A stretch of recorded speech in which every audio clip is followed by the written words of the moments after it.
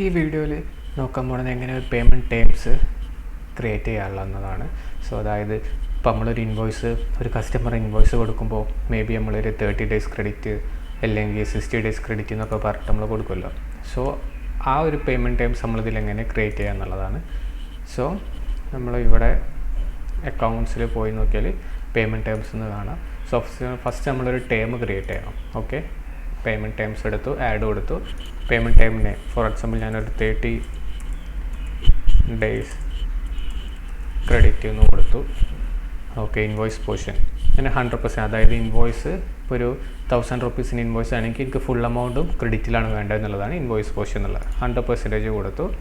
Then due date based on days after the invoice date, അല്ലെങ്കിൽ അതായത് നമുക്ക് due date എങ്ങനെ വേണമെന്നുള്ളത് days after invoice date or days after the end of the invoice month after the end of the invoice month.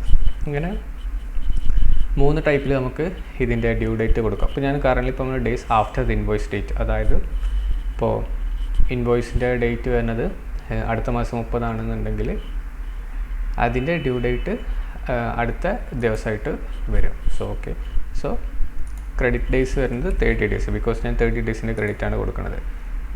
Mode of payment ഒക്കെ നമുക്ക് വേണമെങ്കിൽ കൊടുക്കാം, അതല്ലാന്നുണ്ടെങ്കിൽ കൊടുക്കണ്ട. സോ ഇവിടെ നമുക്ക് ബാങ്ക് കാര്യങ്ങളുണ്ട്, അതല്ല പുതിയൊരു മോഡ് ഓഫ് പേയ്മെൻറ്റ് ക്രിയേറ്റ് ചെയ്യാം, എങ്ങനെ ക്രെഡിറ്റ് എന്ന് പറഞ്ഞിട്ട്. Okay, so that's not monetary. Then discount percentage discount കാര്യങ്ങളൊക്കെ കൊടുക്കാം. സോ അതൊന്നും ഇപ്പോൾ ഞാൻ തൽക്കാലം കൊടുക്കണമെങ്കിൽ എനിക്ക് അതിൻ്റെ ആവശ്യമില്ല. സോ ഞാനത് ജസ്റ്റ് സേവ് ചെയ്തു. സോ ഇപ്പോൾ നമ്മളൊരു പേയ്മെൻറ്റ് ടേംസ് ഉണ്ടാക്കി. ഇനി നമ്മളൊരു ടെംപ്ലേറ്റ് ക്രിയേറ്റ് ചെയ്യണം പേയ്മെൻറ്റ് ടേംസിൻ്റെ. ഓക്കെ, സോ ഇതിൻ്റെ ഇപ്പോൾ കണക്ഷൻസിൽ തന്നെ പോയി കഴിഞ്ഞാൽ നമുക്ക് ഇവിടെ ഒരു പേയ്മെൻറ്റ് ടേംസ് ടെംപ്ലേറ്റ് എന്നുള്ളത് കാണാം. സോ ഇത് നമ്മൾ ക്രിയേറ്റ് ചെയ്യണം. അതായത് ഇപ്പോൾ ഞാൻ നേരത്തെ പറഞ്ഞു 30 days ക്രെഡിറ്റ് എന്നുള്ളത്. സപ്പോസ് ഫോർ എക്സാമ്പിൾ എനിക്ക് 30 days ക്രെഡിറ്റ് ഉണ്ട്, അതേപോലെ തന്നെ 60 days ക്രെഡിറ്റ് ഉണ്ട്. ഈ 2 ക്രെഡിറ്റും എനിക്ക് അറ്റ് എ ടൈമിൽ കൊടുക്കണം. ഓക്കെ, സോ അതിനാണ് നമ്മളൊരു ടെംപ്ലേറ്റ് ക്രിയേറ്റ് ചെയ്യുന്നത്. സോ ടെംപ്ലേറ്റിൽ ഞാൻ എന്ത് ചെയ്യും, ആ 2 ടേംസ് ഞാൻ കൊടുക്കും. സോ അതിന് നമ്മൾ പേയ്മെൻറ്റ് ടൈംസ് ടെംപ്ലേറ്റ് എന്നുള്ളത് എടുത്തു. ദെൻ ആഡ് കൊടുത്തു. ടെംപ്ലേറ്റ് നെയിം തൽക്കാലം ഇപ്പോൾ ഞാൻ 30 days തന്നെയാണ് കൊടുക്കുന്നത്. ഓക്കെ, ക്രെഡിറ്റ് കൊടുത്തു. ഇവിടെ നോക്കി കഴിഞ്ഞാൽ allocate payment based on payment times, അതായത് if this check box is checked paid amount will be splitted and allocated as per the amounts in payment schedule against each payment times. Okay, അതായത് ഇപ്പോൾ ഇവിടെയാണ് നമ്മൾ payment times കൊടുക്കില്ലേ. അപ്പോൾ ഇവിടെ ഇപ്പോൾ നമ്മൾ നേരത്തെ ക്രിയേറ്റ് ചെയ്ത 30 days ക്രെഡിറ്റ് കാണും, അതിന് ഇൻവോയ്സ് പോർഷനും ഡേറ്റ്സും കാര്യങ്ങളും വരും. ഇനിയിപ്പോൾ എനിക്ക് വേറൊരു പേയ്മെൻറ്റ് ടൈംസ് കൂടെ ഉണ്ട്, ലൈക്ക് 35 days ക്രെഡിറ്റോ അല്ലെങ്കിൽ 60 days ക്രെഡിറ്റ് എന്നത്. അപ്പോൾ അതിവിടെ കൊടുത്തു. എന്നിട്ട് ഞാൻ ഈ ചെക്ക് ബോക്സ് ടിക്ക് ചെയ്താൽ നമ്മളെ പേ ചെയ്യണ പെയ്ഡ് എമൗണ്ട് എന്താവും, ഈ ഒരു 2 പേയ്മെൻറ്റ് ടൈംസിലും സ്പ്ലിറ്റായിട്ട് അലോക്കേറ്റ് ആയി പോകും. സോ അതിനാണ് ഇത് ചെക്ക് ചെയ്യേണ്ടത്. ഓക്കെ, സോ കാരണം ഇപ്പോൾ ഞാനിത് കൊടുത്തു, ഇനി സേവ് ചെയ്തു. ഇനി ഇതിൻ്റെ യൂസേജ് എവിടെ വരില്ല വെച്ചാൽ നമ്മൾ എല്ലാ ഡോക്യുമെൻറ്റിലും ടേംസ് എന്നുള്ളൊരു എന്താ പറയുക ഒരു ടാബ് ഉണ്ട്. ഫോർ എക്സാമ്പിൾ ഇപ്പോൾ ഞാൻ സെയിൽസ് ഇൻവോയ്സ് എടുക്കുകയാണ്. ഓക്കെ, സോ സെയിൽസ് ഇൻവോയ്സ് എടുത്തു, ആഡ് കൊടുത്തു. ഇവിടെ നോക്കിക്കഴിഞ്ഞാൽ പേയ്മെൻറ്റ്സ് എന്നുള്ള ഇപ്പോൾ ഇവിടെ ടേംസ് എന്നുള്ള ഇത് കാണാം.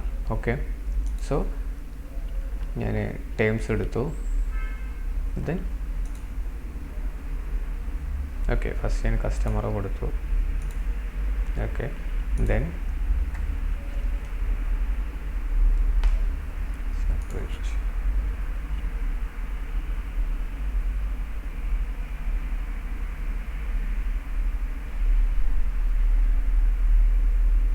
ഓക്കെ, ഞാനിപ്പോൾ സെയിൽസ് ഇൻവോയ്സ് എടുത്തു.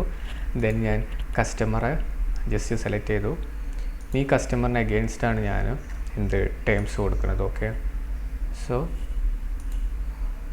ഇവിടെ കണ്ട പേയ്മെൻറ്റ് ടൈംസ് ടെംപ്ലേറ്റ് എന്നുള്ള ഫീൽഡ് വന്നു.